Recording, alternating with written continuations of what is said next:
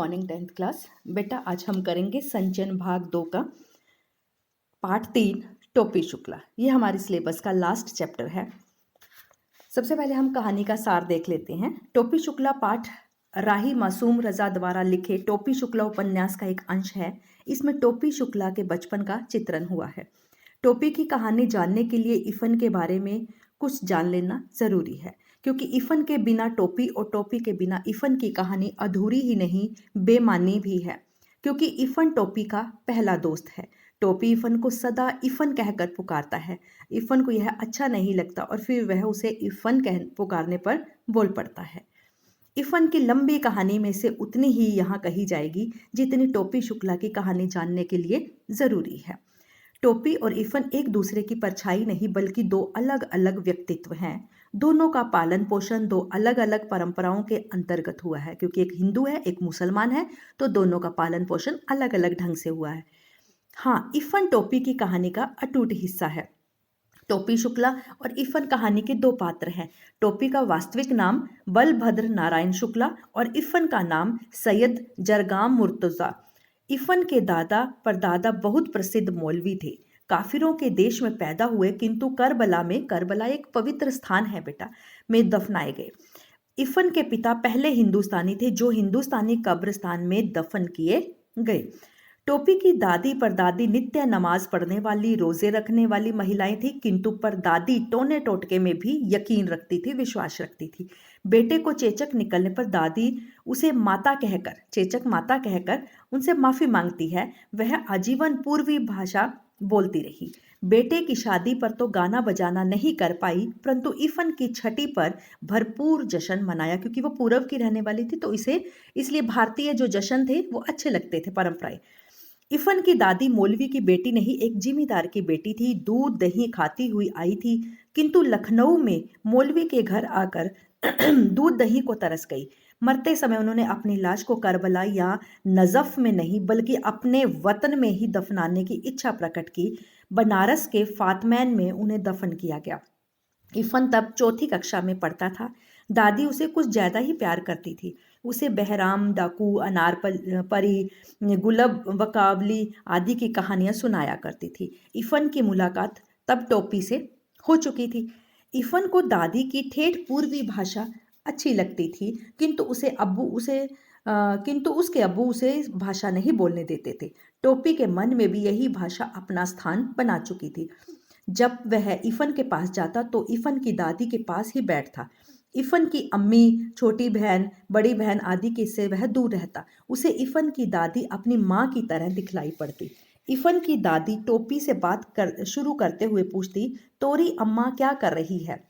तो टोपी को माँ के लिए अम्मा शब्द सुनना बहुत अच्छा लगता। वह अम्मा, अब्बू, बाजी शब्द सीख गया। एक दिन परिवार में मेज पर खाना खाते समय उसके मुख से माँ के लिए अम्मी शब्द निकल गया, तो शुक्ला परिवार की जैसे परंपराएं हिल उठी। टोपी की दादी सुभद्रा देवी ने टोपी से पूछा, यह लफ्ज यानी कि यह शब्द उसने कहाँ से सीखा? टोपी ने बता दिया कि उसने यह इफन से सीखा है। तो टोपी की माँ राम दुलारी ने मियाँ के लड़के के साथ टोपी की दोस्ती को पूर्वी बोली में दुत्कारा, तो सुभद्रा ने राम दुलारी को गवारों की जबान बोलने पर डांटा। तो टोपी के मुंह से अम्मी शब्द सुनकर सुभद्रा खाने की मेज से उठ गई और राम दुलारी ने टोपी को खूब मारा, किंतु टोपी ने यह नहीं कहा कि वह मुसलमान दोस्त के घर नहीं जाएगा। डॉक्टर भृगु नारायण शुक्ला नीले तेल वाले को जब यह पता चला कि टोपी ने कलेक्टर साहब के बेटे से दोस्ती कर ली है, तो उन्होंने उसका फायदा उठाया और अगले दिन कपड़े और शक्कर के परमिट लेकर आए। राम दुलारी द्वारा टोपी की गई पिटाई को मुन्नी बाबू और भैरव ने बड़ी रुचि से देखा। ये दोनों टोपी के भाई हैं। और मुन्नी बाबू ने टोपी पर आरोप जड़ दिया कि एक दिन उसने टोपी को कबाब यानी कि मीट, चिकन, मटन जो है वो खाते हुए देखा था, जबकि हुआ इसके विपरीत था। तो टोपी ने मुन्नी बाबू को कबाब खाते देखा था और मुन्नी ने टोपी को एक इकन्नी की रिश्वत दी थी, एक पैसे की जैसे रिश्वत दे दी थी। वह किसी से ना कहे। टोपी ने किसी से नहीं कहा। अपने ऊपर लगे आरोप को उसने अवश्य नकार दिया। मुन्नी बाबू के झूठ पर उसे गुस्सा आया और वह उदास हो गया। यह सब टोपी ने इफन को बतलाया। दोनों जुग्राफिया के पीरियड में, ज्योग्राफी के पीरियड में का पीरियड छोड़कर बाहर निकल आए। इफन ने केले खरीदे क्योंकि फल के अलावा टोपी और कोई चीज नहीं खाता था। तो टोपी ने दादी बदलने का प्रस्ताव रखा तो इफन ने उसे असंभव बताया और कहा कि तुम्हारी दादी बूढ़ी होने पर मर जाएगी। इसी तरह इफन के नौकर ने बतलाया कि इफन की दादी मर गई है। जब वो दोनों बैठे हुए थे तो इफन घर चला गया। टोपी जिम्नेजियम के एक कोने में बैठकर रोने लगा। टोपी शाम को इफन के घर गया तो वहां भीड़ में भी उसने सन्नाटे का अनुभव किया, क्योंकि दादी के ना रहने से टोपी के लिए वह घर खाली हो चुका था। टोपी ने कभी इफन की दादी के हाथ से कोई चीज नहीं खाई, किंतु फिर भी उसने एक दूसरे के प्रति गहरा लगाव था, ऐसा लगाव कि एक ने दूसरे का अकेलापन दूर कर दिया। टोपी ने इफन को सांत्वना देते हुए कहा, अच्छा होता यदि तुम्हारी दादी की जगह मेरी दादी मर जाती। दोनों खूब रोए। 10 अक्टूबर 1945 का दिन टोपी के जीवन में एक महत्वपूर्ण दिन था, क्योंकि उसके प्रिय मित्र इफन के अब्बू का तबादला यानी कि ट्रांसफर मुरादाबाद हो गया और टोपी बिना मित्र के अकेला रह गया। दूसरे कलेक्टर ठाकुर हरनाम सिंह के 3 लड़कों डब्बू, बिल्लू और गुड्डू में से कोई उसका दोस्त ना बन पाया। माली चपड़ासी टोपी को पहचानते थे, इसलिए वह बंगले में चला गया। वहां क्रिकेट खेलते हुए बिल्लू ने उसे अनाड़ी कह दिया। टोपी अकड़ गया। डब्बू ने अपना अल्सेशियन कुत्ते को शुकार दिया और टोपी के पेट में 7 सुइयां लगी यानी कि इंजेक्शन लगे। इसके बाद टोपी कलेक्टर के बंगले की ओर कभी नहीं गया। घर की बूढ़ी नौकरानी सीता देवी केवल टोपी का दर्द समझती थी। टोपी उसी के पल्लू में चला गया। सीता को घर का कोई भी सदस्य डांट लेता था और टोपी को भी कोई सदस्य हर कोई डांट लेता था। इस समानता ने दोनों को एक दूसरे के और अधिक करीब ला दिया। जाड़ों के दिनों में जब मुन्नी बाबू के लिए बना कोट मुन्नी को पसंद न आने पर टोपी को दे दिया गया तो टोपी ने उसे उतरन समझकर नौकरानी केतकी के बेटे को दे दिया। इससे उसकी दादी सुभद्रा को गुस्सा आ गया। सीता ने उसे समझाया कि अब वह 10वीं कक्षा में आ गया है, दादी से इस तरह का व्यवहार उसे नहीं करना चाहिए। 10वीं कक्षा में पहुंचने के लिए उसे अनेक कठिनाइयों से होकर गुजरना पड़ा। वह 2 साल फेल हो गया।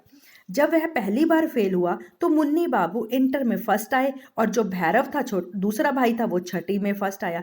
सारे घर में उसे बुद्धू समझा, किंतु वह बुद्धू नहीं था। उसे मुन्नी बाबू या राम दुलारी अपने कामों में उलझाए रखते थे। दूसरे साल उसे टाइफाइड हो गया। फिर घर में तो वह अकेला ही था, स्कूल में भी टोपी अकेला हो गया। 2 साल फेल होने से उसके संगी साथी आगे निकल गए। मास्टर उसको ताना देने लगे। कमजोर बच्चों के सामने मिसाइल देते हुए कहा कि तुम्हें भी बलभद्र की तरह इसी दर्जे में टिके रहना है। अंग्रेजी मास्टर ने जब टोपी पर व्यंग किया और लड़के हंसने लगे तो टोपी को बहुत गिलानी हुई। अब्दुल वहीद ने भी उसे तीर चुभाए। इस सब से आहत होकर टोपी ने निश्चय किया कि टाइफाइड हो या अन्य कोई रुकावट हो, उसे पास होना ही होगा। उसी समय उसके पिता चुनाव में खड़े हो गए। ऐसे में टोपी का पढ़ना मुश्किल हो गया। चुनाव हारने पर घर में सन्नाटा था और टोपी किसी तरह तीसरी श्रेणी में पास हो गया और फिर दादी ने उसे फिर ताना मारा।